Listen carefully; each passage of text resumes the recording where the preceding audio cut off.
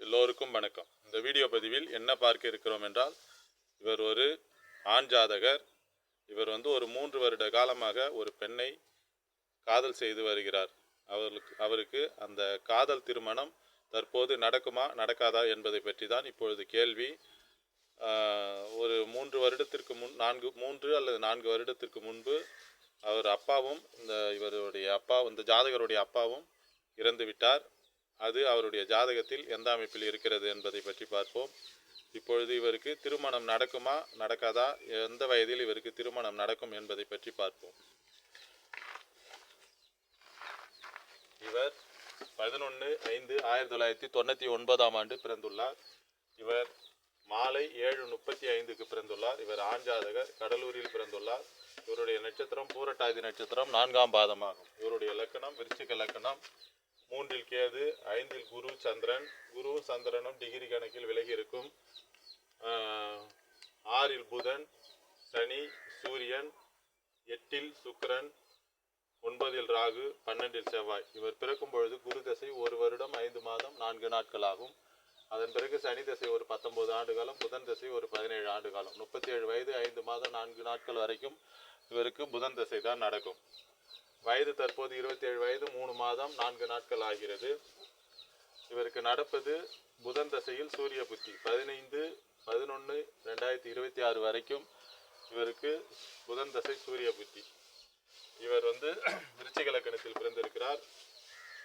லக்கணத்திற்கு 2ஆம் இடம் எந்த விதமான பாவ தொடர்பும் இல்லை. சுபகிரகமாகிய சுக்கிரன் தான் பார்க்கிறது. லக்கணத்திற்கு 7ஆம் இடத்தில் எந்த விதமான பாவகிரகமும் இல்லை. அதனால் ஒன்றும் பிரச்சனை இல்லை.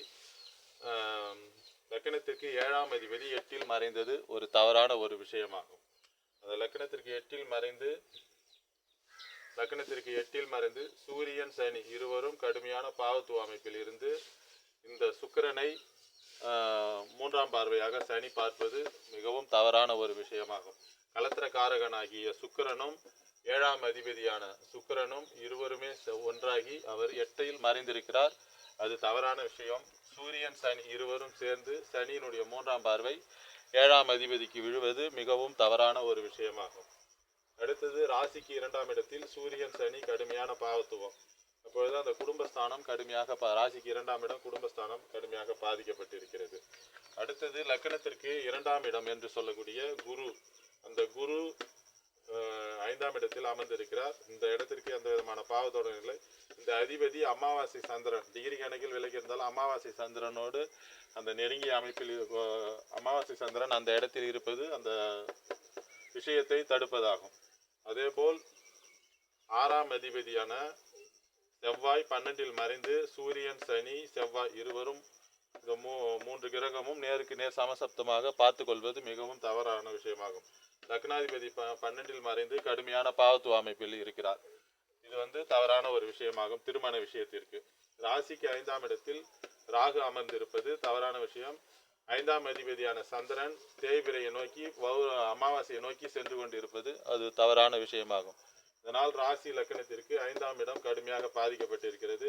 7ஆம் அதிபதி கடுமையாக பாதிக்கப்பட்டிருக்கிறார். இதனால் இவருக்கு வயது தற்போது 27 வயது முடிந்து 3 மாதம் 4 நாட்கள் 28 வயது நடக்கிறது. இவருக்கு இப்பொழுது திருமணம் செய்யக்கூடாது. புதன் தசை சூரிய புத்தி நடக்கிறது. சூரியன் கடுமையான 6ஆம் இடத்தில் கடுமையான பாவத்துவ அமைப்பில் இருக்கிறார். 8ஆம் அதிபதி விருச்சிக லக்கணத்துக்கு 8ஆம் அதிபதியான புதன் 6இல் அமர்ந்திருப்பது 6-8 காம்பினேஷன் தவறான ஒரு விஷயமாகும்.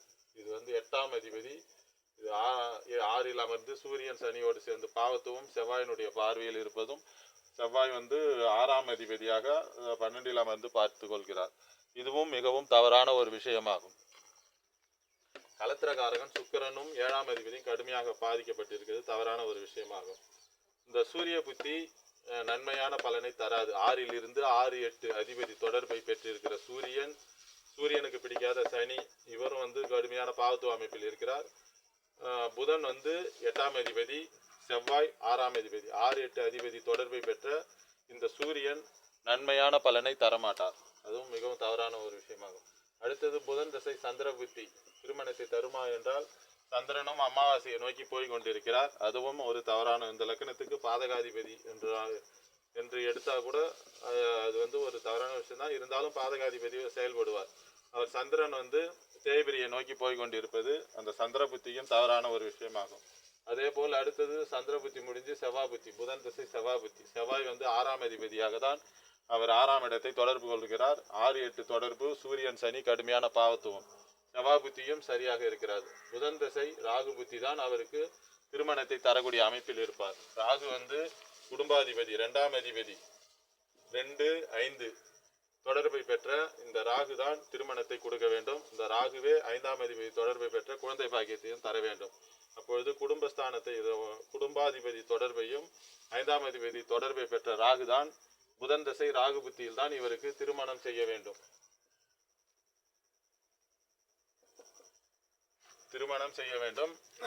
இப்பொழுது தற்பொழுது இவருக்கு வந்து ஜென்ம சனி நடந்து கொண்டிருக்கிறது.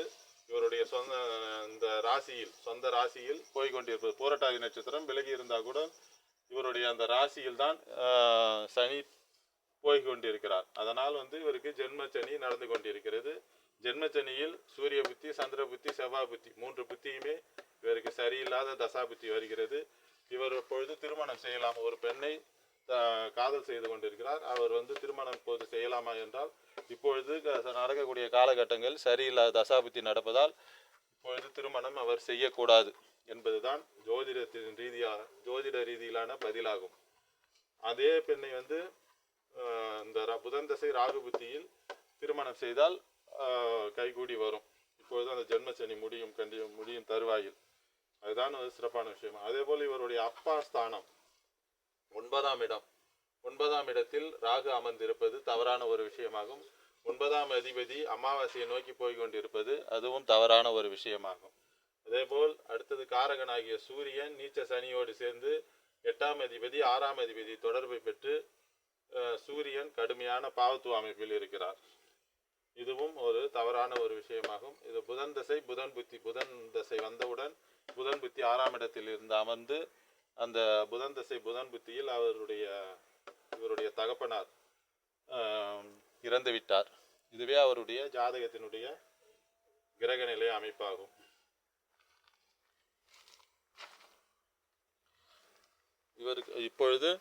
இவருக்கு வந்து திருமண காலகட்டம் இப்பொழுது கிடையாது. திருமண காலகட்டம் வந்து இன்னும் ஒரு 28 வயது நடக்கிறது. இந்த செவ்வாய் புத்தி முடிஞ்சு ராகு புத்தியில் அப்பொழுது அவருக்கு வந்து 30 வயது 31 வயது வரும். அப்போ 31 வயது வரும் தருவாயில் அவருக்கு திருமணம் செய்தால் மிகவும் சிறப்பான அமைப்பில் அவர் நல்ல முறையாக இருப்பார். இப்பொழுது ஜென்மச்சனியில் நடந்து கொண்டிருக்கும் பொழுதும் அந்த சூரிய புத்தி, சந்திர புத்தி, செவ்வாய் புத்தி கடுமையான பாவத்துவ அமைப்பில் இருப்பதால் அவருக்கு அந்த திருமணத்தை செய்யக்கூடாது என்பது ஜோதிட ரீதியிலான விளக்கமாகும். மற்றொரு வீடியோ பதிவில் வேறொரு தகவலுடன் பார்ப்போம். எல்லோருக்கும் வணக்கம். என்னுடைய தொடர்பு எண் 9994034255 என்ற எண்ணை தொடர்பு கொண்டு ஜோதிட சந்தேகங்கள் மற்றும் ஜோதிட விளக்கங்களை தெரிந்து கொள்ளலாம்.